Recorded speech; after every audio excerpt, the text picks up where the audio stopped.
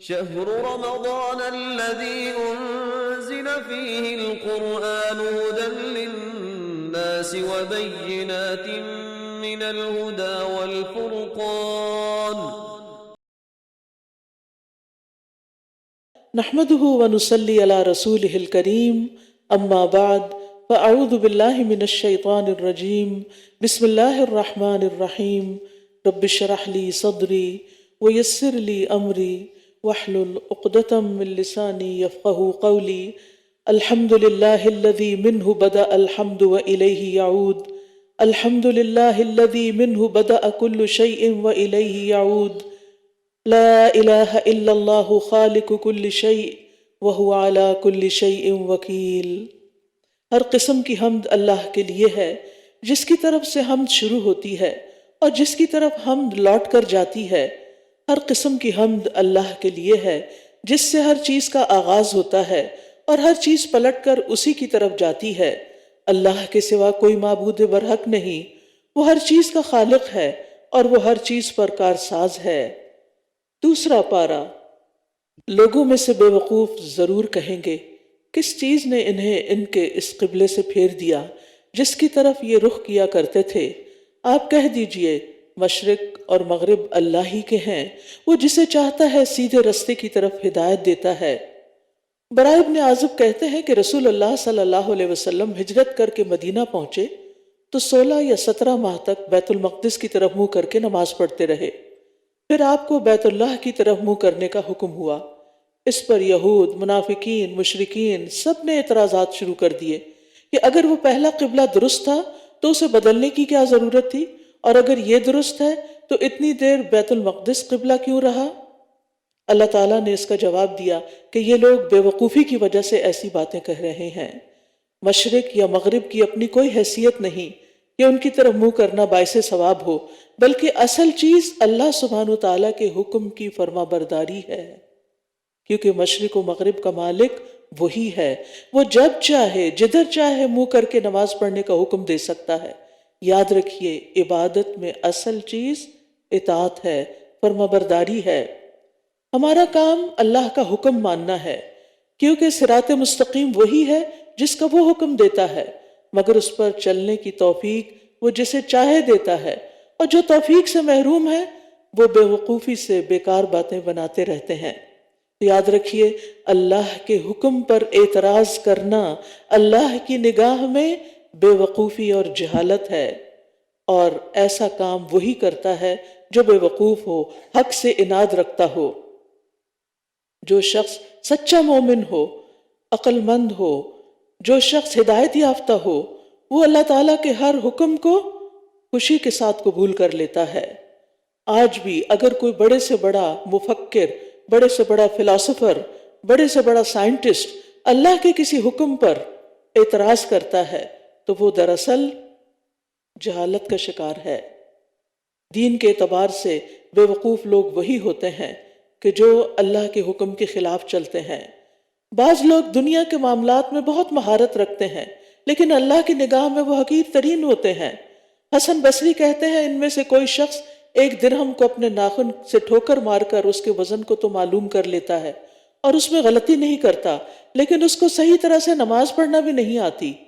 اور ایسے لوگوں کی بے شمار مثالیں ہیں کہ جو دنیا کے کاموں میں بے حد ماہر ہیں لیکن دین کے فرائض کا ایک ادنا سا حکم بھی نہیں جانتے۔ تو ہم سب اگر اللہ کی نگاہ میں عقل مند ہونا چاہتے ہیں تو نمبر 1 دین کا علم حاصل کریں، اور نمبر 2 جب علم حاصل کریں تو پھر اللہ کے دیے ہوئے علم پر شکوک و شبہات کا شکار بھی نہ ہو اور اعتراضات بھی نہ کریں۔ وَكَذَلِكَ جَعَلْنَاكُمْ أُمَّةً وَسَطًا لِتَكُونُوا شُهَدَاءَ عَلَى النَّاسِ وَيَكُونَ الرَّسُولُ عَلَيْكُمْ شَهِيدًا، اور اسی طرح ہم نے تمہیں میانہ رو امت بنا دیا تاکہ تم لوگوں پر گواہ ہو جاؤ اور رسول تم پر گواہ ہوں۔ اور جس قبلے پر آپ تھے اسے ہم نے اس لیے مقرر کیا تھا تاکہ ہم معلوم کریں کہ کون اس رسول کی پیروی کرتا ہے۔ یعنی یہ تبدیلی کس لیے تھی؟ تبدیلی ایک مشکل کام ہوتا ہے، لیکن تبدیلی کی ایک وجہ تھی کہ یہ ٹیسٹ کرنا تھا، ایک امتحان لینا تھا کہ رسول کی پیروی کون کرتا ہے، رسول کی بات کون مانتا ہے۔ اس کے برعکس جو اپنی ایڑیوں کے بل پھر جاتا ہے اور بے شک یہ بات بہت بھاری تھی مگر ان لوگوں پر نہیں جنہیں اللہ نے ہدایت بخشی، اور اللہ ایسا نہیں کہ تمہارا ایمان ضائع کر دے، بے شک اللہ تو لوگوں پر بہت شفقت کرنے والا، نہایت رحم کرنے والا ہے۔ امت وسط کا ایک اہم کام بتایا جا رہا ہے۔ امت وسط امت مسلمہ ہے۔ وسط کا معنی ہوتا ہے درمیانہ، اور افضل چیز کو بھی وسط کہہ دیتے ہیں کیونکہ درمیانی چیز، درمیانی راہ سب سے بہتر ہوتی ہے۔ اور یہاں مراد بہترین امت، یعنی اے امت محمد صلی اللہ علیہ وسلم، ہم نے تمہیں امت وسط بنایا ہے، چنی ہوئی امت بنایا ہے، اور تمہارا کام ہے لوگوں پر گواہی دینا۔ اس کے ایک معنی یہ ہے کہ اللہ کا پیغام دوسروں تک پہنچانے کی گواہی دینا، لوگوں کے سامنے دین حق کو رکھنا، کیونکہ اس امت کے افضل ہونے کا سبب بھی یہی ہے کہ وہ لوگوں کو نیکی کا حکم دیتے ہیں اور برائی سے منع کرتے ہیں، جیسے آتا ہے کنتم خیر امت اخرجت للناس۔ اور پھر دوسری بات سابقہ امتوں پر گواہی دینا، کیونکہ امت مسلمہ اللہ تعالیٰ کی کتاب میں جو باتیں پڑھتی ہے اس کی بنا پر پچھلی امتوں پر بھی گواہی دے گی کہ ان کے انبیاء نے انہیں اللہ تعالیٰ کے پیغامات پہنچا دیے تھے، اور یہ قیامت کے دن ہوگا۔ اور تیسری گواہی کیا ہے؟ ایک مسلمان کی دوسرے مسلمان کے حق میں گواہی، کسی کے نیک ہونے کی یا بد ہونے کی۔ نبی صلی اللہ علیہ وسلم نے فرمایا فرشتے آسمان میں اللہ کے گواہ ہیں اور تم لوگ زمین میں اللہ کے گواہ ہو۔ لہٰذا ہم سب کو اس بات کی فکر بھی ہونی چاہیے کہ ہمارا امپریشن لوگوں میں کیا ہے، ایک نیک انسان کے طور پر یا ایک برے انسان کے طور پر۔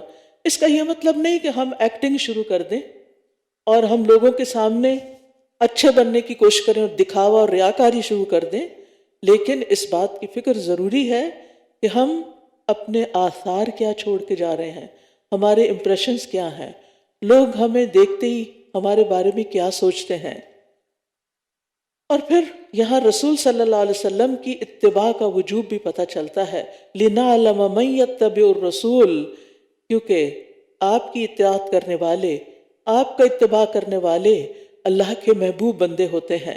رسول اللہ صلی اللہ علیہ وسلم نے فرمایا میری ساری امت جنت میں جائے گی سوائے اس کے جس نے انکار کیا۔ صحابہ نے عرض کیا یا رسول اللہ انکار کون کرے گا؟ آپ صلی اللہ علیہ وسلم نے فرمایا جو میری اطاعت کرے گا وہ جنت میں داخل ہوگا، اور جو میری نافرمانی کرے گا تو تحقیق اس نے انکار کیا۔ اور پھر یہاں اللہ سبحانہ و تعالیٰ کی آیت کے آخر میں دو صفات بیان ہوئی ہیں، رؤوف رحیم۔ الرؤوف کا معنی ہے شفقت کرنے والا، اور یہ رحیم سے زیادہ مبالغے والا ہے، یعنی انتہائی مہربان اور رحمت فرمانے والا، بندوں پر ان کی طاقت سے زیادہ بوجھ نہ ڈالنے والا، اپنے بندوں پر نہایت شفیق و رحیم۔ پھر فرمایا قد نرى تقلب وجهك في السماء، ہم آپ کے چہرے کا بار بار آسمان کی طرف پلٹنا دیکھ رہے ہیں، سو ہم ضرور آپ کو اسی قبلے کی طرف پھیر دیں گے جسے آپ پسند کرتے ہیں۔ وہ کون سا قبلہ تھا جسے آپ پسند کرتے تھے؟ بیت اللہ۔ تو آپ اپنا چہرہ مسجد حرام کی طرف پھیر لیں، اور تم جہاں کہیں ہو نماز میں بس اسی کی طرف اپنے چہرے کو پھیر لو۔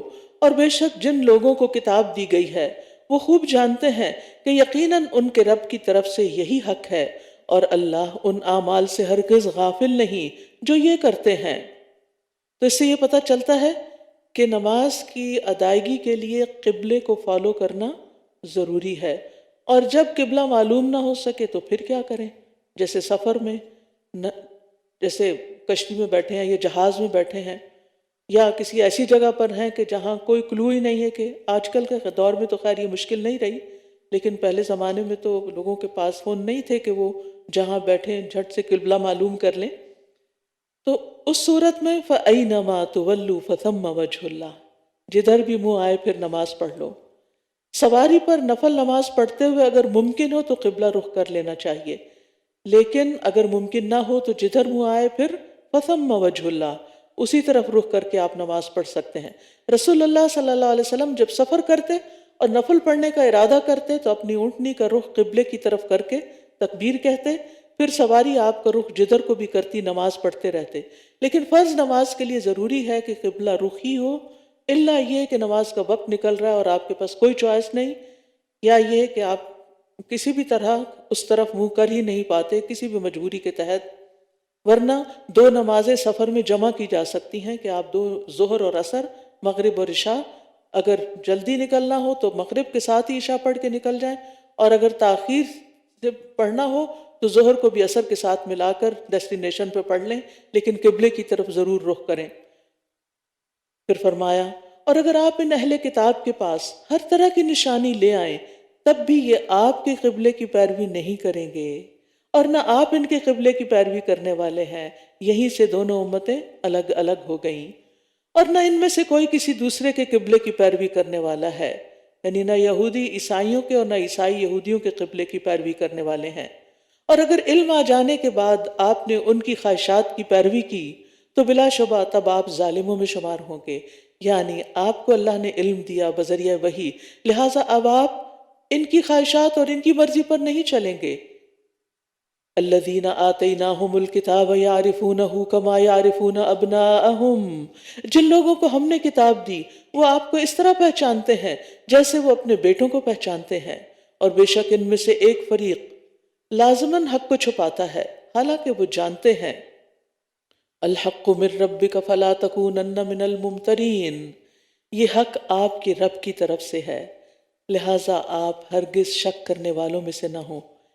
کیا نعوذ باللہ نبی صلی اللہ علیہ وسلم کو کوئی شک تھا؟ ایسا نہیں، بعض باتیں آپ کو سنا کر کہیں ہمیں جاتی ہیں، اور دوسری بات یہ ہے کہ عمومی طور پر ہم لوگوں کے ساتھ مسئلہ کیا ہوتا ہے، جب کسی بات کا بہت زیادہ پروپیگنڈا ہونے لگے، جب ایک طوفان برپا ہو جائے اور ہر شخص ایک ہی بات کہنے لگے، جیسے قبلے کی تبدیلی کے وقت ہر طرف ایک ہلچل مچ گئی تھی، کیونکہ چینج از ڈیتھ، لوگوں کے لیے چینج کو ایکسیپٹ کرنا آسان نہیں ہوتا، لیکن مومن کا ٹیسٹ یہی ہوتا ہے کہ جب اللہ تعالیٰ کا حکم آئے، آپ سخت مصروف ہیں، اذان ہو گئی، اب آپ کو اپنا کام چھوڑ کر نماز پڑھنی ہے، یہ آپ کے لیے ایک چینج ہوتا ہے، یہ مشکل ہوتا ہے، لیکن یہی آپ کے ایمان کا امتحان ہوتا ہے۔ اور ایسے ہی بہت سے امتحان ہمیں اپنے مثلاً اٹائر کو چینج کرنا ہے، اپنے بزنس کو چینج کرنا ہے، اپنے لائف سٹائل کو چینج کرنا ہے، چاہے دنیاوی اعتبار سے ہو چاہے دینی اعتبار سے، ایک مشکل کام ہے۔ تو جب حق سامنے آ جائے تو پھر تعویلیں تو نہیں، پھر شک تو نہیں، پھر شبہات تو نہیں، پھر تو بس اطاعت ہی اطاعت ہے، اور یہی جنت کی قیمت ہے کہ کون اپنی مرضی پہ چلتا ہے اور کون رب کی رضا پہ راضی ہوتا ہے۔ پھر فرمایا وَلِكُلٍّ وِجْهَةٌ هُوَ مُوَلِّيهَا فَاسْتَبِقُوا الْخَيْرَاتِ، اور ہر ایک کے لیے ایک سمت ہے، ہر شخص کسی نہ کسی ڈائریکشن کو فالو کر رہا ہے جدھر وہ رخ کرتا ہے، تو لہٰذا تم نیکیوں میں سبقت کرو، جہاں کہیں بھی تم ہوگے اللہ تم سب کو لے آئے گا، بے شک اللہ ہر چیز پر خوب قدرت رکھنے والا ہے۔ یہاں ہمیں نیک کاموں کی طرف جلدی کرنے اور آگے بڑھنے کا حکم دیا جا رہا ہے، یعنی جلدی سے مراد ہیپیزڈلی صرف تیزی دکھانا نہیں ہے، اس سے مراد یہ کہ اس کو کامل طریقے پر کرنا اور اس کو پایہ تکمیل تک بھی پہنچانا، لیکن نیک کاموں میں سستی نہیں کرنی، تاخیر نہیں کرنی، پیچھے نہیں رہنا، کیونکہ جو دنیا میں نیکی میں سبقت لے جائے گا وہ آخرت میں جنتوں کی طرف بھی جلدی جائے گا، سبقت لے جائے گا، آگے جائے گا۔ والسابقون السابقون اولئک المقربون فی جنات النعیم ثلۃ من الاولین وقلیل من الآخرین، اور جو پہل کرنے والے ہیں وہی آگے بڑھنے والے ہیں، یہی مقرب لوگ ہیں جو نعمتوں والے باغوں میں ہوں گے، پہلوں میں سے بہت ہوں گے اور پچھلوں میں سے کم۔ پھر خطاب ہے اور آپ جہاں کہیں سے بھی نکلیں نماز میں اپنا چہرہ مسجد حرام کی طرف پھیر لیا کریں، اور بے شک یہ آپ کے رب کی طرف سے یقیناً حق ہے، اور جو کچھ تم کرتے ہو اللہ اس سے ہرگز غافل نہیں ہے۔ اور آپ جہاں کہیں سے بھی نکلیں نماز کے لیے اپنا چہرہ مسجد حرام کی طرف پھیر لیں، اور تم جہاں کہیں بھی ہو اپنے چہرے اسی کی طرف پھیر لیا کرو تاکہ لوگوں کے پاس تمہارے خلاف کوئی حجت باقی نہ رہے سوائے ان لوگوں کے جنہوں نے ان میں سے ظلم کیا ہے، سو تم ان سے نہ ڈرو، فلا تخشوہم واخشونی ولأتم نعمتی علیکم ولعلکم تہتدون، تاکہ میں تم پر اپنی نعمت تمام کر دوں اور تاکہ تم ہدایت پا جاؤ۔ اصل نعمت تو دین کی ہدایت ہے، دین کی نعمت ہے جو اللہ تعالیٰ نے اپنا رسول بھیج کر اور اپنی کتاب نازل کر کے ہمیں عطا کی ہے۔ نعمتیں تو بہت سی ہیں لیکن سب سے بڑی نعمت دین کی نعمت ہے، اور یہ نعمت باقی نعمتوں کی تکمیل کرتی ہے، ورنہ نعمتیں کتنی ہیں آپ گن نہیں سکتے۔ کما ارسلنا فیکم رسولا منکم یتلو علیکم آیاتنا ویزکیکم ویعلمکم الکتاب والحکمت ویعلمکم ما لم تکونوا تعلمون، جیسا کہ ہم نے تمہارے درمیان تم ہی میں سے ایک رسول بھیجا ہے جو تم پر ہماری آیات کی تلاوت کرتا ہے اور تمہارا تزکیہ کرتا ہے اور تمہیں کتاب و حکمت کی تعلیم دیتا ہے اور تمہیں وہ کچھ سکھاتا ہے جو تم نہیں جانتے تھے۔ اور یہاں پر آپ دیکھیے کہ نعمتوں کا ذکر ہو رہا تھا نا، تو پھر نعمتوں میں سے بڑی نعمتیں کیا ہیں؟ کون سی نعمت؟ رسول اللہ صلی اللہ علیہ وسلم کا آنا اور آپ کا ہمیں آیات کی تلاوت کرنا، تزکیہ کرنا، کتاب اور حکمت کی تعلیم دینا، یہ نعمتیں ہیں۔ اور اس وقت جو آپ کو مل رہا ہے یہ بھی کیا ہے؟ ایک نعمت ہے۔ اس پر ہمیں کیا کرنا ہے؟ شکر ادا کرنا ہے۔ اور شکر کا فائدہ کیا ہے؟ کہ اللہ تعالیٰ اس نعمت میں اور اضافہ فرماتا ہے، پھر اس نعمت کے حصول میں رکاوٹیں نہیں آتی۔ لہٰذا جب نعمت ملے تو کیا کرو؟ وَاذْكُرُونِي أَذْكُرْكُمْ وَاشْكُرُوا لِي وَلَا تَكْفُرُونَ، بس تم مجھے یاد کرو، میں تمہیں یاد کروں گا، اور تم میرا شکر ادا کرو اور میری ناشکری نہ کرو۔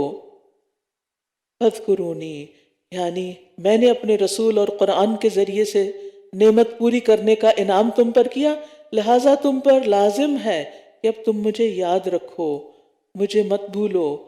ذکر کا معنی یاد کرنا بھی ہے، دل سے بھی اور عمل سے بھی، اور یہ نسیان کی ضد ہے۔ ذکر کرنے والے سے اللہ کا وعدہ کیا ہے؟ کہ اللہ بھی اس کو یاد کرے گا، اللہ بھی اس کا ذکر کرے گا۔ نبی صلی اللہ علیہ وسلم نے فرمایا، حدیث قدسی ہے، بس اگر وہ مجھے اپنے نفس میں یاد کرے تو میں بھی اسے اپنے نفس میں یاد کرتا ہوں، اور اگر مجھے بھری محفل میں یاد کرے تو میں اسے اس سے بہتر محفل میں یاد کرتا ہوں۔ ہم اس وقت کیسے ذکر کر رہے ہیں؟ محفل میں، تو ہمیں پورا یقین ہے انشاءاللہ اللہ تعالیٰ اس سے بہترین محفل میں ہمارا ذکر بھی کر رہا ہوگا۔ اور سب سے بہترین عمل یہ ہے کہ جب تم دنیا سے رخصت ہو تو تمہاری زبان اللہ کے ذکر سے تر ہو، اللہم اجعلنا منہم۔ اور علم کی مجالس ذکر کی مجالس ہیں، اور یہ جنت کے باغ ہیں۔ رسول اللہ صلی اللہ علیہ وسلم نے فرمایا، جب تم لوگ جنت کے باغوں کے پاس سے گزرو تو کچھ کھا پی لیا کرو۔ کسی نے پوچھا جنت کے باغوں سے مراد کیا ہے؟ فرمایا مجالس ذکر، جن میں بیٹھ کر لوگ مل کر اللہ کو یاد کرتے ہیں۔ پھر فرمایا، یا ایھا الذین آمنوا استعینوا بالصبر والصلاۃ ان اللہ مع الصابرین۔ دوسری دفعہ تلقین آ گئی ہے، دوسری دفعہ پھر یاد دہانی ہو گئی، اے لوگو جو ایمان لائے ہو، صبر اور نماز سے مدد طلب کرو۔ مشکلات سے نکلنے کا یہی راستہ ہے۔ بے شک اللہ صبر کرنے والوں کے ساتھ ہے، اور جو لوگ اللہ کی راہ میں مارے جائیں انہیں مردہ مت کہو، بلکہ وہ زندہ ہیں لیکن تم شعور نہیں رکھتے۔ اور اب مصائب خمسہ کا ذکر ہے، 5 مصیبتیں۔ وَلَنَبْلُوَنَّكُمْ بِشَيْءٍ مِّنَ الْخَوْفِ وَالْجُوعِ وَنَقْصٍ مِّنَ الْأَمْوَالِ وَالْأَنفُسِ وَالثَّمَرَاتِ وَبَشِّرِ الصَّابِرِينَ، اور ہم تمہیں کسی نہ کسی چیز کے ساتھ ضرور ہی آزمائیں گے، خوف اور بھوک سے، اور مالوں اور جانوں اور پھلوں میں کمی کر کے، اور صبر کرنے والوں کو خوشخبری دے دیجئے۔ گویا آزمائش کا آنا بھی باعث خیر ہے، کیونکہ آزمائش پر ہی صبر ہوتا ہے، اور صبر والوں کے لیے خوشخبریاں ہیں، کیونکہ صبر کرنے والوں کو ان کا اجر بے حساب دیا جائے گا۔ نبی صلی اللہ علیہ وسلم نے فرمایا، مومن مرد یا مومن عورت پر اس کے جسم کی طرف سے یا اس کے مال کی طرف سے یا اس کی اولاد کی طرف سے مستقل پریشانیاں آتی رہتی ہیں۔ یہ ہمارے نبی نے 1400 سال پہلے بتا دیا تھا کہ یہ تو ہوگا، امتحان تو ہوگا، آزمائشیں تو آتی ہی رہیں گی، یہاں تک کہ جب وہ اللہ سے ملتا ہے تو اس کا ایک گناہ بھی باقی نہیں رہتا۔ گویا یہ آزمائشیں گناہوں کے دھو ڈالنے کا سبب بنتی ہیں۔ نبی صلی اللہ علیہ وسلم نے فرمایا، مسلمان پر کوئی مصیبت، بیماری، رنج و غم یا تکلیف یا پریشانی ایسی نہیں آتی، یہاں تک کہ اسے کانٹا بھی چبھتا ہے، کہیں کٹ لگ جاتا ہے تو اللہ اس کے بدلے اس کے گناہ دور کر دیتا ہے۔ کتنی بڑی خوشخبری ہے۔ تو کون ہے یہ آزمائش میں مبتلا لوگ اور جن کے لیے اجر کی خوشخبریاں ہیں؟ الذین اذا اصابتهم مصیبۃ قالوا انا للہ وانا الیہ راجعون۔ یہ صبر کی علامت ہے۔ وہ لوگ کہ جب انہیں کوئی مصیبت پہنچتی ہے تو کہتے ہیں کہ بے شک ہم اللہ ہی کے ہیں، ہم بھی تو اللہ کے ہی ہیں نا، اور بے شک ہم اسی کی طرف لوٹ کر جانے والے ہیں۔ یعنی اگر ہمارا کوئی عزیز پیارا چلا گیا، یا ہمارا مال چلا گیا، یا ہماری کوئی پسندیدہ چیز ہم سے جدا ہو گئی، تو کوئی بات نہیں، ایک دن ہم بھی اس دنیا کو چھوڑ جائیں گے، لہٰذا ہم اللہ کے فیصلے پر صبر کرتے ہیں، اللہ کی رضا پر راضی ہیں۔ مصیبت ہر اس چیز کو کہتے ہیں جس سے انسان کو تکلیف پہنچتی ہے، خواہ وہ چھوٹی ہو یا بڑی ہو۔ اب آپ دیکھیے کہ بعض اوقات لوگوں کی باتوں سے تکلیف پہنچتی ہے، اس وقت انسان صبر کرتا ہے، برداشت کرتا ہے۔ بعض اوقات اللہ تعالیٰ کی کوئی ایسی تقدیر نافذ ہو جاتی ہے کہ جس کے آگے انسان بے بس ہوتا ہے، کوئی ایسی بیماری آ جاتی ہے کہ جس سے انسان کو نبر آزما ہو رہا ہوتا ہے، تو ایسی صورت میں انسان کے لیے اگر اللہ کی رضا پہ وہ راضی ہے تو بہت بڑی خوشخبری ہے۔ لہٰذا تکلیف پہنچتے ہی، کسی بھی قسم کی تکلیف، ہم نے اس کو صرف مخصوص کر لیا فوتگی کے ساتھ، یہ صرف فوت ہونے کے لیے نہیں ہے، یہ کسی بھی تکلیف، جان مال پھلوں کی کسی طرح کی بھی کمی۔ سعید بن جبیر کہتے ہیں یہ کلمات ہمارے نبی صلی اللہ علیہ وسلم سے پہلے کسی کو نہیں دیے گئے تھے، اگر یعقوب علیہ السلام یہ کلمات جانتے ہوتے تو یا اسفا علی یوسف نہ کہتے بلکہ انا للہ پڑھتے۔ تو مصیبت کے وقت انسان کے 4 مقامات ہوتے ہیں۔ نمبر 1 صبر کرنا، اور یہ واجب ہے، کیونکہ والصابرین فی البأساء والضراء وحین البأس اولئک الذین صدقوا واولئک هم المتقون۔ جو لوگ تنگ دستی، تکلیف، لڑائی کے وقت صبر کرنے والے، یہی لوگ ہیں جنہوں نے سچ کہا، انہی کا ایمان سچا ہے اور یہی بچنے والے ہیں۔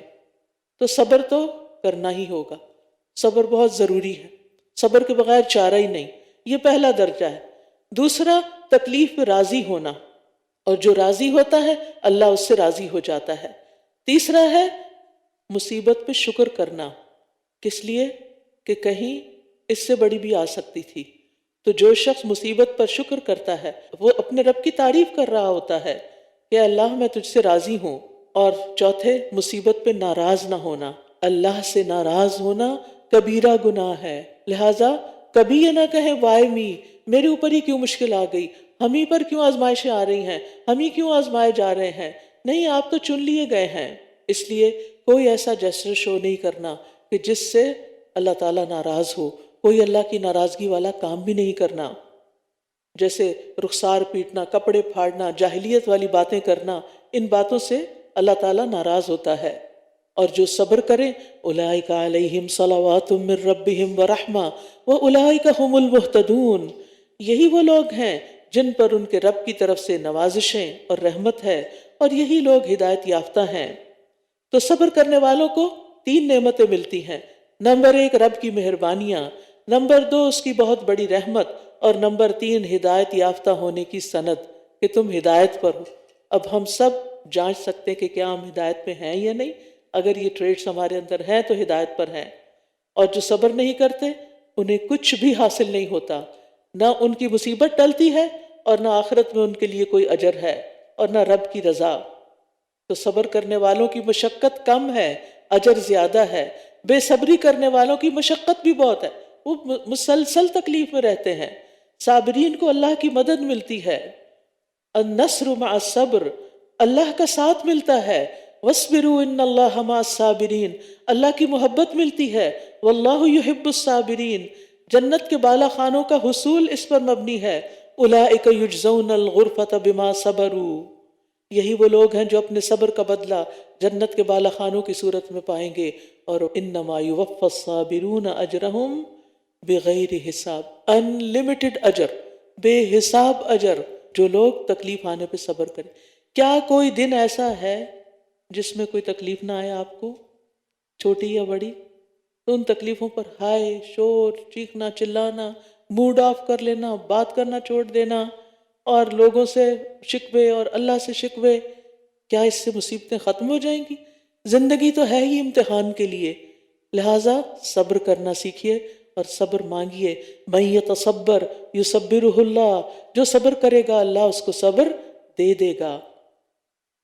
اور صبر کی مثال حضرت ہاجرہ ہیں، جنہوں نے ایسے آثار چھوڑے کہ آج بھی لوگ ان پہ رواں دواں ہیں۔ ان آثار میں سب سے بڑی نشانی ان کا صفا مروہ میں دوڑنا صبر کے ساتھ۔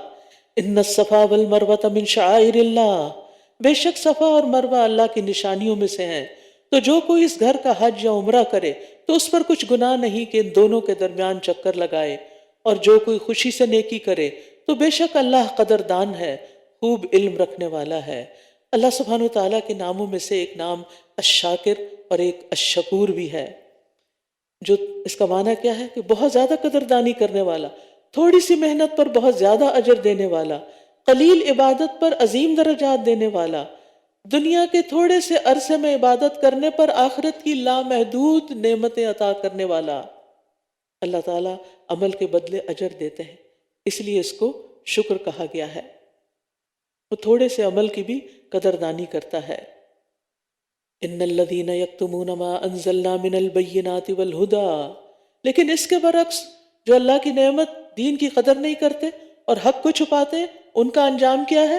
بے شک وہ لوگ جو ہماری نازل کردہ واضح آیات اور ہدایت کو چھپاتے ہیں، اس کے بعد کہ ہم نے اس کو اپنی کتاب میں لوگوں کے لیے کھول کر بیان کر دیا ہے، ایسے ہی لوگوں پر اللہ لعنت کرتا ہے، اور سب لعنت کرنے والے بھی ان پر لعنت کرتے ہیں۔ علماء یہود کے بارے میں یہ بات کہی گئی کہ جنہوں نے نبی صلی اللہ علیہ وسلم کو پہچان کر بھی ان کے نبی ہونے کی گواہی نہیں دی، اور اس میں ہم سب کے لیے بھی ایک بہت بڑا سبق ہے کہ حق بات کو چھپانا نہیں، کسی کے ڈر سے، کسی کے خوف سے۔ الا الذین تابوا واصلحوا وبینوا، مگر وہ لوگ جنہوں نے توبہ کی اور اصلاح کر لی اور کھول کر بیان کر دیا، تو یہی لوگ ہیں جن کی توبہ میں قبول کرتا ہوں، اور میں بہت توبہ قبول کرنے والا، نہایت رحم کرنے والا ہوں۔ اللہ سبحانہ وتعالیٰ کی ایک اور صفت، ایک اور نام التواب بھی ہے، بہت زیادہ توبہ قبول کرنے والا۔ یعنی جو بندہ بھی اپنے گناہوں پر نادم ہو کر اس کے احکام کی پیروی کرتا ہے تو اللہ تعالیٰ بھی اپنی رحمت کے ساتھ اس کی طرف رجوع فرماتے ہیں۔ جو وعدے بھی اللہ نے اپنے بندوں سے کیے ہیں وہ ان کی خلاف ورزی نہیں کرتا، نہ صرف یہ کہ توبہ قبول کرتا ہے بلکہ توبہ کی توفیق بھی دیتا ہے، اور توبہ کرنے کے الفاظ بھی سکھاتا ہے کہ توبہ کرو کیسے، اس کی تعلیم بھی دیتا ہے۔ پھر فرمایا ان الذین کفروا وماتوا وهم کفار اولئک علیہم لعنۃ اللہ والملائکۃ والناس اجمعین، بے شک وہ لوگ جنہوں نے کفر کیا اور وہ کفر ہی کی حالت میں مر گئے، ایسے ہی لوگوں پر اللہ کی اور فرشتوں کی اور سب انسانوں کی لعنت ہے۔ خالدین فیہا، وہ ہمیشہ اسی لعنت میں رہنے والے ہیں۔ لا یخفف عنہم العذاب، نہ تو ان سے عذاب ہلکا کیا جائے گا، ولا ہم ینظرون، اور نہ ہی وہ مہلت دیے جائیں گے۔ کفر کی حالت میں مرنا انسان کے لیے بہت بڑی بدقسمتی کی بات ہے۔ پھر فرمایا وَإِلَٰهُكُمْ إِلَٰهٌ وَاحِدٌ لَا إِلَٰهَ إِلَّا هُوَ الرَّحْمَٰنُ الرَّحِيمُ، اور تم سب کا معبود ایک ہی معبود ہے، اس کے سوا کوئی معبود نہیں، وہ بہت مہربان، نہایت رحم کرنے والا ہے۔ وہ ایسا معبود ہے کہ جو تم پر مہربان بھی ہے۔ تو اللہ سبحانہ وتعالیٰ الرحمن بھی ہے، الرحیم بھی ہے۔ اس کے بعد اس نے اپنے الہ ہونے کی نشانیاں دکھائیں۔ ان فی خلق السماوات والارض واختلاف اللیل والنہار، بے شک آسمانوں اور زمین کی پیدائش میں اور رات اور دن کے ایک دوسرے کے پیچھے آنے جانے میں، اور ان کشتیوں میں جو سمندر میں وہ چیزیں لے کر چلتی ہیں جو لوگوں کو نفع دیتی ہیں، اور اس پانی میں جو اللہ نے آسمان سے اتارا، پھر اس سے زمین کو اس کی موت کے بعد زندہ کیا، اور اس میں ہر قسم کے جاندار پھیلا دیے، اور ہواؤں کی گردش میں اور ان بادلوں میں جو آسمان اور زمین کے درمیان مسخر ہیں، ان لوگوں کے لیے یقیناً بہت سی نشانیاں ہیں جو عقل رکھتے ہیں۔ لہذا ہم سب کو کیا کرنا چاہیے؟ اللہ تعالیٰ سے تعلق مضبوط کرنے کے لیے ان نشانیوں پر غور و فکر کرنا چاہیے۔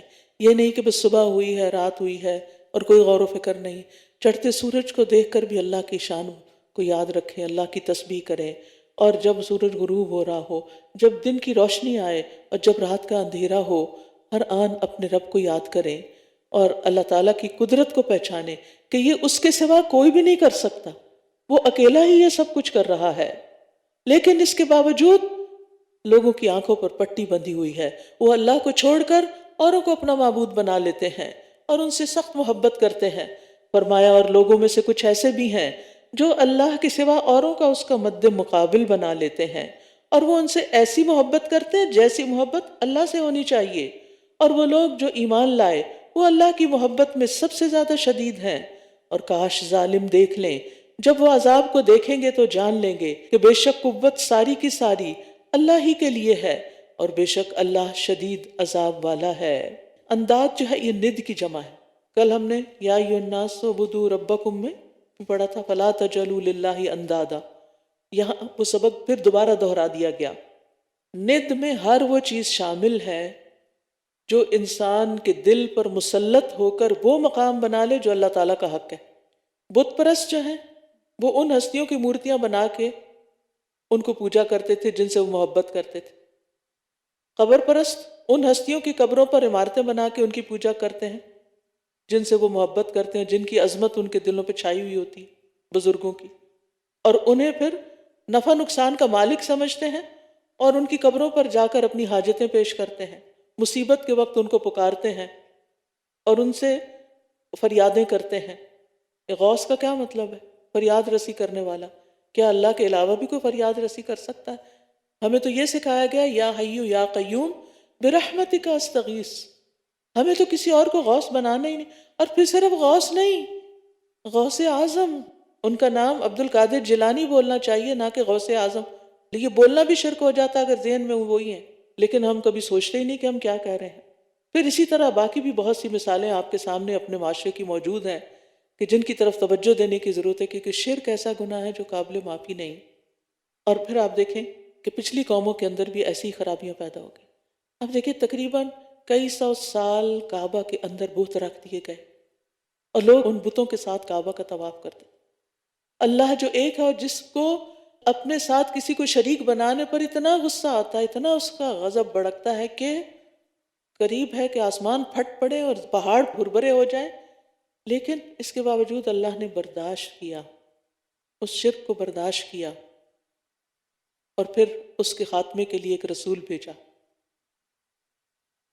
ہم جب کسی کے اندر کوئی خرابی دیکھتے ہیں، شرک ہی دیکھتے ہیں، تو ہمارا حال کیا ہو جاتا ہے؟ ہمیں برداشت نہیں ہوتا۔ ہاں ہمیں غصہ آنا چاہیے، ہمارے دل کو تکلیف ہونی چاہیے، لیکن طریقہ وہی اختیار کریں اصلاح کا جو نبی صلی اللہ علیہ وسلم کا تھا۔ اور آپ نے دیکھے کتنے دلوں کو مسخر کر لیا۔ اس سیرت کی پیروی کی ضرورت ہے، اس سنت کی پیروی کی ضرورت ہے۔ صرف یہ کہہ دینا کہ میں تو بس سچ کہتی ہوں، ٹھیک ہے آپ مانے سچے لوگ ہیں، لیکن سچ کہنے کا مطلب یہ تو نہیں ہوتا کہ سچ بات کو آپ بد اخلاقی اور بدتمیزی کے ساتھ کہتے رہیں۔ اس کا تو حق نہیں دیا گیا آپ کو۔ تو اللہ کے نزدیک سب سے بڑا گناہ یہ ہے کہ کسی کو اللہ کے ساتھ برابر کیا جائے، حتیٰ کہ نبی صلی اللہ علیہ وسلم کو بھی اللہ کا شریک نہیں بنا سکتے، کسی فرشتے کو، جبریل علیہ السلام یا اور مقرب فرشتوں کو بھی اللہ کا شریک نہیں قرار دے سکتے، اسی لیے اللہ کے علاوہ کسی اور کے نام کی قسم بھی نہیں کھا سکتے۔ اب ہوگا کیا قیامت کے دن، جب وہ لوگ جن کی پیروی کی گئی تھی ان لوگوں سے بیزار ہو جائیں گے جنہوں نے پیروی کی تھی، اور یہ سب عذاب دیکھ لیں گے اور ان کے آپس کے تعلقات منقطع ہو جائیں گے، اور جن لوگوں نے پیروی کی تھی وہ کہیں گے کہ کاش ہمارے لیے ایک بار دنیا میں واپسی کا موقع ہو تو ہم بھی ان سے اسی طرح بیزار ہوں جس طرح یہ ہم سے بیزار ہو رہے ہیں۔ اس طرح اللہ ان کے اعمال ان پر حسرتیں بنا کر دکھائے گا، اور وہ آگ سے ہرگز نکلنے والے نہیں۔ کیوں؟ اس لیے کہ اللہ شرک کے گناہ کو کبھی بھی معاف نہیں کرے گا۔ پھر فرمایا یا ایھا الناس کلوا مما فی الارض حلالا طیبا۔ اتنا پیارا ہے نا ہمارا دین، ہمیں کھانے پینے کے بارے میں بھی آگاہی دیتا ہے۔ اے لوگو، زمین میں جو بھی حلال اور پاکیزہ چیزیں ہیں، صاف ستھری، کھاؤ اور شیطان کے قدموں کی پیروی نہ کرو، بے شک وہ تمہارا کھلا دشمن ہے۔ شیطان دشمن ہے، اس کی دشمنی کہاں سے آتی ہے؟ انما یأمرکم بالسوء والفحشاء وان تقولوا علی اللہ ما لا تعلمون۔ وہ تو تمہیں برائی اور بے حیائی کا ہی حکم دیتا ہے، اور یہ کہ تم اللہ کے بارے میں ایسی بات کہو جو تم جانتے ہی نہیں ہو۔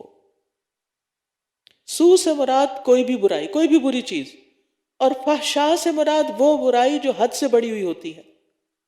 مثلا حد سے بڑا ہوا بخل، زنا، چوری، شراب، قتل، یہ سب فحشاء میں آتی ہیں۔ شیطان انسان سے یہ دونوں کام کرواتا ہے۔ اور شیطان کا کام ہی یہ ہے کہ وہ لوگوں سے اللہ کی نافرمانی کے کام کروائے، نیکی کے رستے میں بیٹھ کر خیر کے کاموں سے روکتا ہے، اور پھر اور کس چیز کا حکم دیتا ہے کہ اللہ کے بارے میں ناحق باتیں کہو۔ اس لیے کبھی بھی یہ نہ کہیں، اللہ تعالیٰ نے فرمایا جس کے بارے میں آپ کو یقین نہ ہو کہ وہ قرآن کی آیت ہے یا کوئی حدیث قدسی ہے۔ نبی صلی اللہ علیہ وسلم کی حدیث کو بھی آپ یہ نہیں کہہ سکتے اللہ تعالیٰ نے فرمایا، آپ یہ کہہ سکتے ہمارے دین میں ہے، مفہوم بتاتے وقت دین کی بات کر سکتے ہیں، اور ہم عام باتوں میں کہہ دیتے ہیں اللہ تعالیٰ نے کہا، پھر تم بھی دیکھ لو، کہاں سے سنا آپ نے کہ اللہ نے کہا یا نہیں کہا؟ تو اللہ تعالیٰ کے بارے میں لا علمی سے باتیں نہیں کرنی کہ اللہ تعالیٰ یہ فرماتا ہے، یہ کرتا ہے، یہ کہتا ہے، نہیں، جتنا اس نے اپنے بارے میں بتا دیا بس اتنا جاننا کافی ہے، اور اتنا ہی آگے کوٹ کر سکتے ہیں۔ اپنے پاس سے باتیں بنا کے اللہ کے نام پہ نہیں لگانی۔ بعض لوگ بغیر علم کے باتیں کرتے ہیں اور کہتے ہیں قرآن میں لکھا ہوا، حالانکہ وہ لکھا ہوا ہوتا کوئی نہیں۔ تو اس سے ڈرنا چاہیے، یہ بھی ایک شیطانی عمل ہے، اور اس پر اللہ سبحانہ وتعالیٰ کا غضب بھڑکتا ہے۔ پھر فرمایا، اور جب ان سے کہا جاتا ہے کہ اس کی پیروی کرو جو اللہ نے نازل کیا ہے، تو کہتے ہیں بلکہ ہم تو اسی کی پیروی کریں گے جس پر ہم نے اپنے باپ دادا کو پایا ہے۔ کیا اگر ان کے باپ دادا نہ کچھ سمجھتے ہوں اور نہ ہدایت یافتہ ہوں پھر بھی انہی کی پیروی کریں گے؟ اور جن لوگوں نے کفر کیا ان کی مثال اس شخص کی طرح ہے جو ان جانوروں کو آواز دیتا ہے جو پکار اور آواز کے سوا کچھ نہ سنتے ہوں۔ وہ بہرے ہیں، گنگے ہیں، اندھے ہیں، پس وہ سمجھتے نہیں۔ نعق کہتے ہیں بھیڑ بکریوں کو آواز دینا اور ڈانٹنا۔ یہاں کفار کی مثال دی گئی ہے کہ کفار حق بات سے بہرے، گنگے، اندھے بنے ہوئے ہیں، یعنی جاننے کے باوجود بھی وہ اس کو سنی انسنی کر رہے ہیں، آنکھیں رکھنے کے باوجود اللہ کی قدرت کی نشانیوں کو نہیں پہچانتے۔ اور دوسری بات یہ کہ ان کی مثال ان بے عقل جانوروں کی سی ہے جن کے گلے یا ریوڑ اپنے اپنے چرواہوں کے پیچھے چلتے ہیں اور بغیر سوچے سمجھے ان کی آواز پر حرکت کرتے ہیں۔ آپ نے کسی شیپرڈ کو دیکھا ہوگا کہ وہ کس طرح آواز دے رہا ہوتا، اس میں کوئی معنی تو نہیں ہوتا، ہمارے نزدیک تو اس کے کوئی الفاظ نہیں ہوتے، لیکن وہ چند آوازیں ہوتی ہیں جو بھیڑ بکریاں سنتی ہیں، اور جدھر وہ کہتا ہے ادھر وہ چل پڑتی ہیں۔ تو کچھ لوگ اسی طرح اپنے لیڈرز، اپنے پیشواؤں، اپنے بزرگوں کے پیچھے بے سوچے سمجھے چلے جاتے ہیں، نہ غور کرتے ہیں، نہ اس کی دلیل مانگتے ہیں۔ تو اس چیز سے بھی بچنے کی ضرورت ہے۔ یعنی جب آپ کسی کا کوئی لیکچر سنیں، کوئی خطبہ سنیں، اور کوئی بات آپ کو ایسی لگے کہ جو درست معلوم نہیں ہوتی، تو آپ دلیل لیں، آنکھیں بند کر کے کسی کی بھی پیروی نہ کریں۔ یا ایھا الذین آمنوا کلوا من طیبات ما رزقناکم واشکروا للہ ان کنتم ایاہ تعبدون۔ اے لوگو جو ایمان لائے ہو، جو پاکیزہ چیزیں ہم نے تمہیں عطا کی ہیں ان میں سے کھاؤ، اور اللہ کا شکر ادا کرو اگر تم واقعی اسی کی عبادت کرتے ہو۔ پھر حکم آ گیا، ایمان کا تقاضا ہے کیا؟ نمبر 1، پاکیزہ چیزیں کھاؤ جو ہم نے رزق دی ہیں تمہیں، اللہ کا رزق ہے، اس میں سے پاکیزہ کا انتخاب کرو۔ کھانے کے بعد کیا کرو؟ شکر ادا کرو۔ یہ شکر کیا ہے؟ یہ عبادت ہے، عبادت کی ایک بہترین قسم ہے۔ لہٰذا حدیث میں آتا ہے کہ جب کوئی شخص پانی کا گھونٹ پیتا ہے یا لقمہ کھاتا ہے اور اس کے بعد الحمدللہ کہتا ہے تو اس کے لیے اس پر بھی، یعنی مفہوم بتا رہی، اس کے لیے اس پر بھی اجر لکھ دیا جاتا ہے۔ یعنی ابراہیم نخعی کہتے ہیں کھانے کا شکر یہ ہے کہ جب کھانا کھایا جائے تو اللہ کا نام لیا جائے، بسم اللہ، اور جب فارغ ہوں تو اللہ کی تعریف کریں۔ نبی صلی اللہ علیہ وسلم نے فرمایا کھانا کھا کر شکر ادا کرنے والا صابر روزہ دار کا درجہ پا لیتا ہے۔ گویا آپ نے آج روزہ رکھ کے افطار کیا، لیکن شکر ادا کرنا ضروری ہے، اور طیب کھانا اور شکر ادا کرنا یہ عبادت ہے۔ انما حرم علیکم المیتۃ والدم ولحم الخنزیر وما اہل بہ لغیر اللہ، اس نے تو تم پر صرف مردار اور خون اور سور کا گوشت حرام کیا ہے، اور جس چیز پر اللہ کے سوا کسی اور کا نام پکارا جائے، پھر جو مجبور کر دیا جائے، نہ تو وہ خواہش رکھنے والا ہو اور نہ ہی حد سے بڑھنے والا، تو اس پر کوئی گناہ نہیں۔ بے شک اللہ بہت بخشنے والا، نہایت رحم کرنے والا ہے۔ بے شک جو لوگ اس ہدایت کو چھپاتے ہیں جو اللہ نے کتاب میں نازل کی ہے اور اس کے بدلے تھوڑی سی قیمت لے لیتے ہیں، یہ لوگ اپنے پیٹوں میں محض آگ بھر رہے ہیں۔ ایسے لوگوں سے اللہ قیامت کے دن نہ کلام کرے گا اور نہ ان کو پاک کرے گا، اور ان کے لیے دردناک عذاب ہے۔ تو اس سے پتہ چلتا ہے کہ دنیا کے مفاد کی خاطر دین کو فروغ نہیں کرنا چاہیے۔ اولئک الذین اشتروا الضلالۃ بالہدی والعذاب بالمغفرہ فما اصبرهم علی النار۔ یہی وہ لوگ ہیں جنہوں نے ہدایت کے بدلے میں گمراہی اور مغفرت کے بدلے میں عذاب خریدا ہے، بس کتنا صبر ہے ان کا آگ پر۔ ہدایت کی بات چھوڑ کر گمراہی کی طرف چلے جانا اور مغفرت کے کاموں کو چھوڑ کر عذاب والے کاموں کو اختیار کرنا انتہائی ناسمجھی کی علامت ہے۔ فرمایا یہ اس لیے ہے کہ اللہ نے حق کے ساتھ کتاب نازل فرمائی، اور جن لوگوں نے اس کتاب میں اختلاف کیا یقیناً وہ ضد میں حق سے دور جا پڑے ہیں۔ لیس البر ان تولوا وجوہکم قبل المشرق والمغرب ولکن البر من آمن باللہ والیوم الآخر والملائکۃ والکتاب والنبیین وآتى المال على حبہ ذوی القربى والیتامى والمساکین وابن السبیل والسائلین وفی الرقاب وأقام الصلاة وآتى الزکاة والموفون بعہدہم اذا عاہدوا والصابرین فی البأساء والضراء وحین البأس اولئک الذین صدقوا واولئک هم المتقون۔ قرآن مجید کی آیت نہایت جامع آیت ہے، اسے آیت البر کہا جاتا ہے۔ اس میں عقائد، عبادات اور نیکی کے باقی کاموں کو جمع کر دیا گیا ہے۔ سفیان ثوری اس آیت کے بارے میں کہتے ہیں کہ اس آیت میں نیکی کی تمام انواع و اقسام کو بیان کر دیا گیا ہے۔ ابن کثیر کہتے ہیں ثوری رحمہ اللہ نے سچ فرمایا، جو شخص اس آیت میں موجود نیکیوں سے متصف ہو گیا گویا وہ سارے کا سارا اسلام میں داخل ہو گیا۔ وہ حکم آیا نا، یا ایھا الذین آمنوا ادخلوا فی السلم کافہ، اس نے تمام نیکیوں کو اپنا لیا۔ لہٰذا ان میں سے ایک ایک نیکی کو آپ نے نوٹ کرنا ہے اور اپنا جائزہ لینا ہے کہ کیا میرے اندر یہ چیزیں ہیں یا نہیں۔ فرمایا نیکی یہ نہیں کہ تم اپنے رخ مشرق اور مغرب کی طرف پھیر لو، یعنی صرف کسی ایک خاص سمت ڈائریکشن کو فالو کرو، بلکہ نیکی تو اس کی ہے جو اللہ پر اور آخرت کے دن پر اور فرشتوں پر اور کتابوں پر اور نبیوں پر ایمان لائے، اور مال سے محبت کے باوجود اسے رشتہ داروں اور یتیموں اور محتاجوں اور مسافر اور سوال کرنے والوں کو اور گردنیں چھڑانے میں دے، اور نماز قائم کرے اور زکوٰۃ ادا کرے، اور وہ جو اپنا عہد پورا کرنے والے ہیں جب وہ عہد کریں، اور وہ جو تنگ دستی اور تکلیف میں اور جنگ کے وقت صبر کرنے والے ہیں، یہی وہ لوگ ہیں جو سچے ہیں اور یہی وہ لوگ ہیں جو متقی ہیں۔ اس آیت میں ایمانیات کی بات بھی ہو گئی، اور اس کے بعد اللہ کی محبت میں اور مال کی محبت کے باوجود رشتہ داروں، یتیموں، محتاجوں، مسافروں، سوالیوں اور گردنیں چھڑانے میں مال خرچ کریں۔ اپنا جائزہ لیجئے، احتساب کیجئے کہ کیا ہم ان ساری جگہوں پہ مال لگاتے ہیں، پھر عبادات کی طرف توجہ، نماز اور زکوٰۃ، اور پھر اپنے حقوق العباد، وعدے پورے کرنا، اور پھر صبر اور سچائی۔ یا ایھا الذین آمنوا کتب علیکم القصاص فی القتلی، اے لوگو جو ایمان لائے ہو، تم پر مقتولوں کے بارے میں قصاص لینا فرض کر دیا گیا ہے، آزاد کے بدلے آزاد، اور غلام کے بدلے غلام، اور عورت کے بدلے عورت۔ پھر جس قاتل کو اس کے بھائی یعنی مقتول کے وارث کی طرف سے کچھ معاف کر دیا جائے تو مقتول کے وارث کے لیے معروف طریقے سے پیروی کرنا اور قاتل کو اچھے طریقے سے اس کی دیت ادا کرنا لازم ہے۔ یہ تمہارے رب کی طرف سے تخفیف اور رحمت ہے۔ پھر جو اس کے بعد زیادتی کرے تو اس کے لیے دردناک عذاب ہے۔ یہاں اہل جاہلیت کے ایک ظلم کا خاتمہ مقصود ہے، کیونکہ ان کے ہاں اگر کمزور قبیلے کی کوئی عورت کسی طاقتور قبیلے کے مرد کو قتل کر دیتی تو وہ قتل کرنے والی عورت کی بجائے اس قبیلے کے کسی بے گناہ مرد یا بہت سے مردوں کو قتل کر دیتے تھے۔ اسی طرح کسی کمزور قبیلے کا کوئی غلام کسی زور آور قبیلے کے کسی آزاد آدمی کو قتل کر دیتا تو وہ اس قاتل غلام کی جگہ اس قبیلے کے کسی بے گناہ آزادی کو قتل کرنے پر اصرار کرتے۔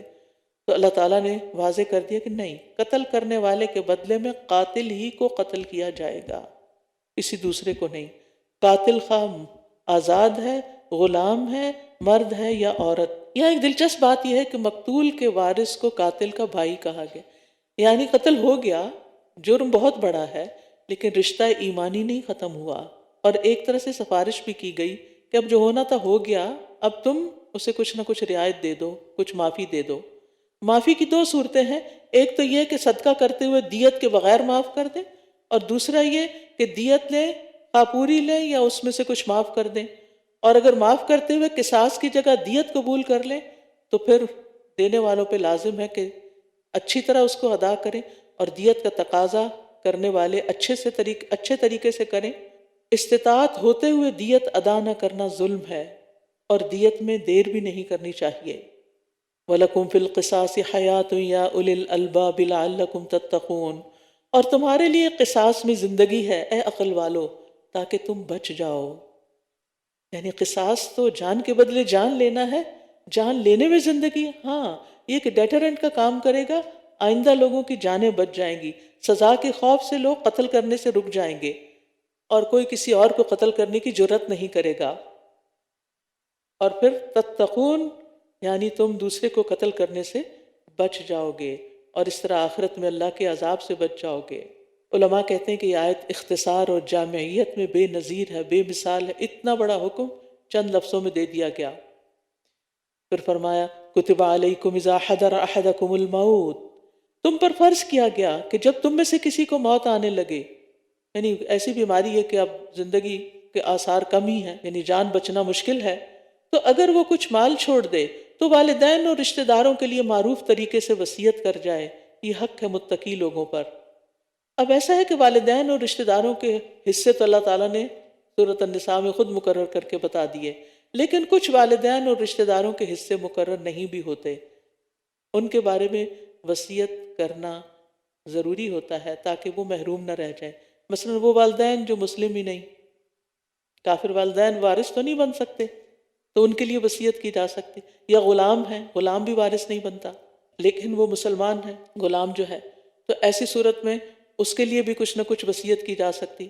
اسی طرح دادا دادی، نانا نانی جن کا کوئی پرسان حال نہیں، تو والدین کے ہونے کے ناطے ان کے حق میں بھی وصیت لازم ہے، کیونکہ اگر والدین ہو تو وہ اوپر پھر نہیں جا سکتی وراثت، تو ایسی صورت میں ان کے لیے کچھ وصیت کر دی جائے۔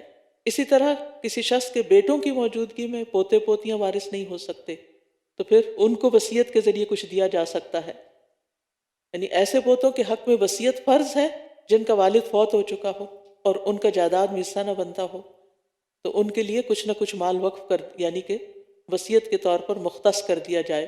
وَمَن بَدَّلَهُ بَعْدَ مَا سَمِعَهُ فَإِنَّمَا إِثْمُهُ عَلَى الَّذِينَ يُبَدِّلُونَهُ إِنَّ اللَّهَ سَمِيعٌ عَلِيمٌ، پھر جو شخص اس وصیت کو سننے کے بعد اسے بدل ڈالے تو بے شک اس کا گناہ ان لوگوں پر ہے جو اس کو بدلیں گے، بلا شبہ اللہ بہت سننے والا، بہت جاننے والا ہے۔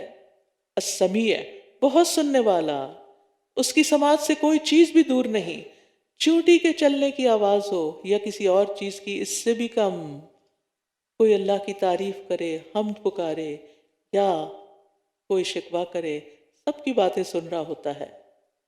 اور سم بمعنی اجابت یعنی قبول کرنے کے بھی آئے ہیں۔ پھر اگر کسی کو وصیت کرنے والے کی طرف سے کسی طرفداری یا گناہ کی وصیت کرنے کا اندیشہ ہو تو وہ ان میں باہم اصلاح کرا دے تو اس پر کچھ گناہ نہیں، بے شک اللہ بے حد بخشنے والا نہایت رحم کرنے والا ہے۔ یا ایہا الذین آمنوا کتب علیکم الصیام، اے لوگو جو ایمان لائے ہو تم پر روزے رکھنا فرض کر دیا گیا ہے جیسے تم سے پہلے لوگوں پر فرض کیا گیا تھا۔ کیوں روزے رکھو؟ تاکہ تم متقی بن جاؤ، یہ ہے اصل مقصود۔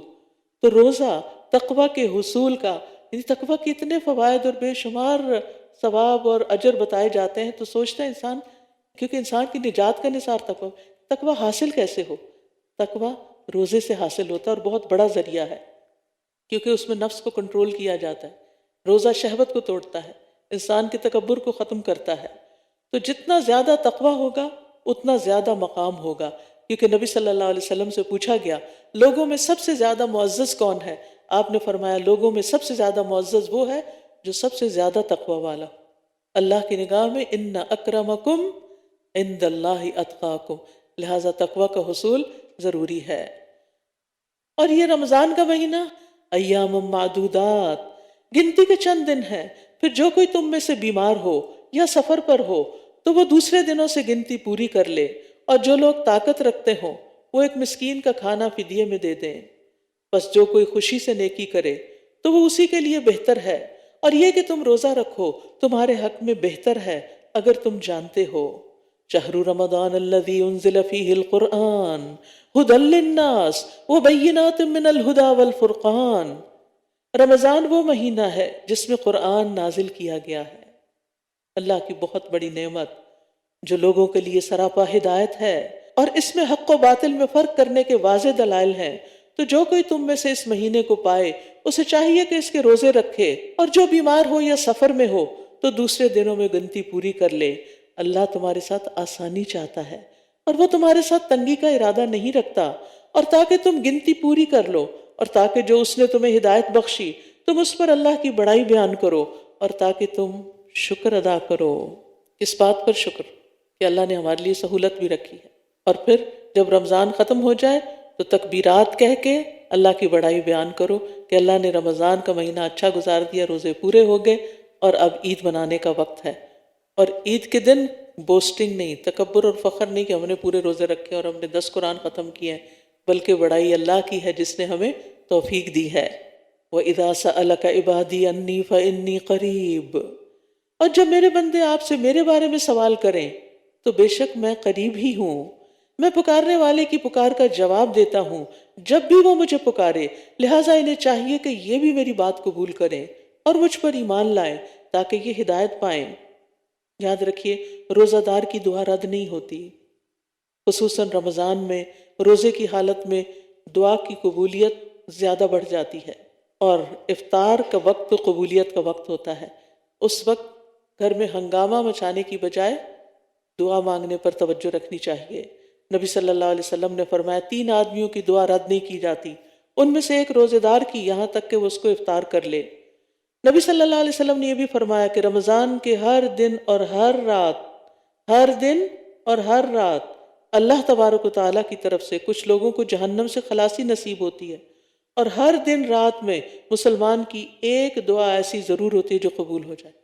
لہٰذا خوب دعائیں کرنی ہیں، اپنی دعاؤں کی لسٹ بنا کے رکھ لیں، اور قرآنی اور مسنون دعاؤں کی کتاب بھی آپ کے پاس ہونی چاہیے تاکہ آپ کوئی چیز نہ چھوڑیں جو نبی صلی اللہ علیہ وسلم نے مانگی، جہاں بھی خیال آئے فوراً دعا کرنا شروع ہو جائے۔ احل لکم لیلۃ الصیام الرفث الی نسائکم ہن لباس لکم وانتم لباس لہن، روزوں کی راتوں میں تمہارے لیے اپنی عورتوں کے پاس جانا حلال کر دیا گیا ہے، وہ تمہارے لیے لباس ہیں اور تم ان کے لیے لباس ہو۔ لباس کیا کرتا ہے؟ زینت بخشتا ہے، پروٹیکشن دیتا ہے، کمفرٹ دیتا ہے، عیب چھپاتا ہے، خوبصورتی بخشتا ہے۔ لہذا شوہر اور بیوی کا رشتہ بہت ہی پیارا رشتہ ہوتا ہے، دونوں ایک دوسرے کی کمی بیشی کو دور کرتے ہیں، ایک دوسرے کے لیے کمپلیمنٹری رول ادا کرتے ہیں، ایک دوسرے کی خطاؤں کو معاف کرتے ہیں، ایک دوسرے کے ساتھ رہتے ہیں جیسے لباس اور جسم ساتھ رہتا ہے۔ اللہ جانتا ہے کہ تم اپنے نفسوں سے خیانت کر رہے تھے تو اس نے تم پر مہربانی کی اور تمہیں معاف کر دیا۔ یعنی پہلے جب ابھی حکم نہیں آیا تھا پاس جانے کا، فزیکل ریلیشن شپ کا، تو کچھ لوگ ایسا کچھ کر لیتے تو پھر وہ گلٹی فیل کرتے تھے۔ فرمایا پس اب تم ان سے مباشرت کرو اور جو اللہ نے تمہارے لیے لکھ رکھا ہے اسے تلاش کرو۔ یعنی عورت صرف ایک پلیجر کی چیز نہیں بلکہ اولاد بھی اس کا حق ہے، اور پھر جو اللہ نے تمہارے لیے اولاد لکھی ہے اس کی بھی خواہش رکھو، اور کھاؤ اور پیو یہاں تک کہ تمہارے لیے فجر کے وقت صبح کی سفید دھاری رات کی سیاہ دھاری سے واضح ہو جائے، پھر رات تک روزہ پورا کرو۔ سحری اور افطار کے اوقات بتائے جا رہے ہیں۔ اور جب تم مسجدوں میں اعتکاف کی حالت میں ہو تو ان سے مباشرت نہ کرو۔ مسجد ایک مقدس مقام ہے، اس کا اپنا ادب اور احترام ہے، اور اس کے اندر مخصوص کام کرنے کے ہیں، ہر کام کرنے کا نہیں۔ یہ اللہ کی حدود ہیں، بس ان کے قریب بھی نہ جانا۔ اللہ اسی طرح اپنی آیات کو لوگوں کے لیے کھول کھول کر بیان فرماتا ہے تاکہ وہ بچ جائیں۔ اور تم ایک دوسرے کے مال آپس میں باطل طریقے سے نہ کھاؤ، اور نہ ان کو بطور رشوت حاکموں کے پاس لے جاؤ تاکہ تم لوگوں کے مالوں کا کچھ حصہ گناہ کے ساتھ کھا جاؤ، حالانکہ تم جانتے ہو۔ باطل طریقے سے مال کھانے کا مطلب ہے کسی کا مال غصب کر کے، جبرن لے کے، چوری کر کے، امانت میں خیانت کر کے، ادھار لی ہوئی چیز کا انکار کر کے، یہ سب باطل طریقے سے مال کھانا۔ اسی طرح اس میں وہ معاوضہ بھی شامل ہے جو حرام ہے، جیسے سودی لین دین، ہر قسم کے جوئے سے حاصل شدہ مال، کہ کوئی لاٹری نکل آئی ہے، کوئی خوش ہونے کی ضرورت نہیں، اول تو اس میں جانا ہی نہیں چاہیے تھا، نکل بھی آئی ہے تو اس کا ایک پیسہ بھی حلال نہیں آپ کے لیے، کیونکہ یہ مال کسی کام کے معاوضے کے طور پر نہیں آپ کو ملا۔ پھر اسی طرح خرید و فروخت کے معاملات، بزنس میں دھوکہ دینا، ملاوٹ کے ذریعے مال حاصل کرنا، مزدوروں سے کام لینا پھر ان کی اجرت کھا جانا، یہ بھی باطل طریقے سے مال بچانا ہے۔ اسی طرح لوگوں کا زکوٰۃ، صدقات، اوقاف اور وصیتوں کا مال کھا جانا، یعنی کرپشن کے ذریعے، بیت المال کے اندر کرپشن کے ذریعے، یہ بھی اسی میں داخل ہے۔ تو جو اس مال کے مستحق نہیں یا مستحق تھے مگر اپنے حق سے زیادہ وصول کر لیا، یہ بھی درست نہیں۔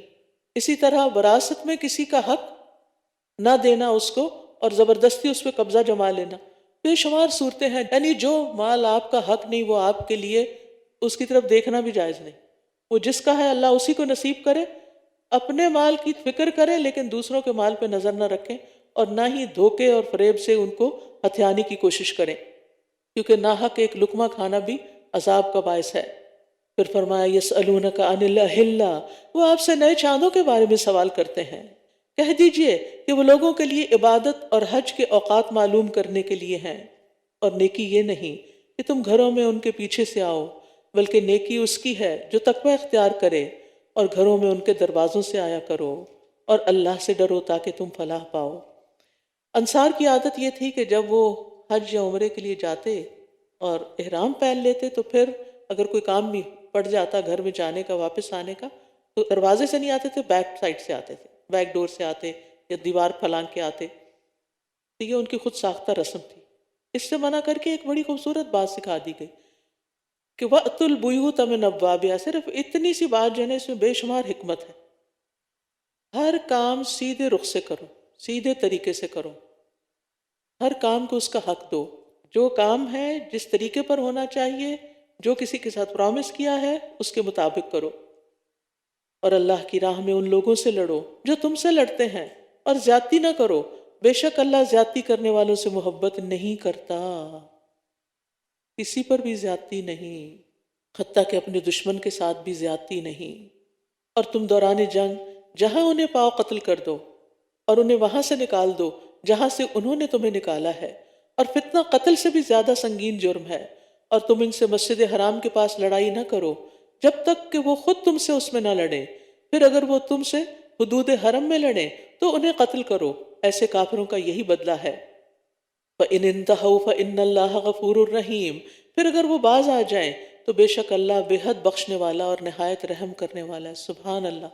یعنی وہ لوگ جو نبی صلی اللہ علیہ وسلم کے دشمن بنے ہوئے تھے اور آپ کو نہ حل میں نہ حرم میں کہیں بھی معاف کرنے پہ تیار نہیں تھے، اگر وہ بھی توبہ کر لیں تو اللہ تعالیٰ ان کو بھی معاف کر دے گا۔ جیسے ابو سفیان کی مثال ہے کہ کہاں کہاں انہوں نے آپ سے مقابلہ نہیں کیا، لیکن جب وہ اسلام لے آئے پچھلے سارے گناہ معاف ہو گئے۔ یہ ہے ہمارا دین، ان الحسنات یذہبن السیئات۔ اور ان سے جنگ کرو یہاں تک کہ فتنہ باقی نہ رہے اور دین صرف اللہ ہی کا ہو جائے، پھر اگر وہ باز آ جائیں تو ظالموں کے سوا کسی پر زیادتی جائز نہیں۔ حرمت والے مہینے میں لڑائی کا بدلہ حرمت والے مہینے میں ہی ہے، یعنی اگر کوئی حرمت والے مہینے میں تم پہ اٹیک کرے گا تو حرمت والے مہینے میں ہی جواب دیا جائے گا، ورنہ حرمت والے مہینے میں جنگ کرنا جائز نہیں۔ اور حرمتوں کی پامالی کا بھی قصاص ہے، بس جو کوئی تم پر زیادتی کرے تو جیسی زیادتی وہ تم پر کرے ویسی ہی تم اس پر کرو، اور اللہ سے ڈرتے رہو اور جان لو کہ اللہ متقی لوگوں کے ساتھ ہے۔ اور اللہ کی راہ میں خرچ کرو اور اپنے ہاتھوں اپنے آپ کو ہلاکت میں نہ ڈالو، اور نیکی کرو، بے شک اللہ نیکی کرنے والوں سے محبت کرتا ہے۔ نیکی کیوں کرے؟ اللہ کی محبت حاصل کرنے کے لیے۔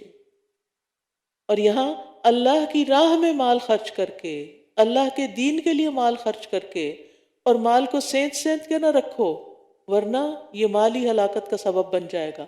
بخل جو ہے وہ ہلاکت کا سبب ہوتا ہے۔ اور نیکی کرتے رہو، یعنی اپنے مال کے ذریعے بھی نیکی کرتے رہو۔ پھر ایک اور حکم ہے، اور حج اور عمرہ اللہ ہی کے لیے پورا کرو، کوئی اور غرض اور مقصد نہ ہو، نہ کوئی دکھاوا، نہ کوئی شہرت، اور نہ نیک کہلانا، نہ حاجی صاحب کہلانا، بلکہ صرف اللہ کی رضا کے لیے۔ پھر اگر تم روک دیے جاؤ، یعنی احرام پہننے کے بعد، تو جو قربانی میسر ہو کر لو، اور اپنے سر نہ منڈواؤ جب تک قربانی اپنے ٹھکانے پر نہ پہنچ جائے۔ پھر تم میں سے جو بیمار ہو یا اس کے سر میں کوئی تکلیف ہو اور وہ سر منڈوا لے تو روزے یا صدقے یا قربانی میں سے کوئی ایک فدیہ دے دے۔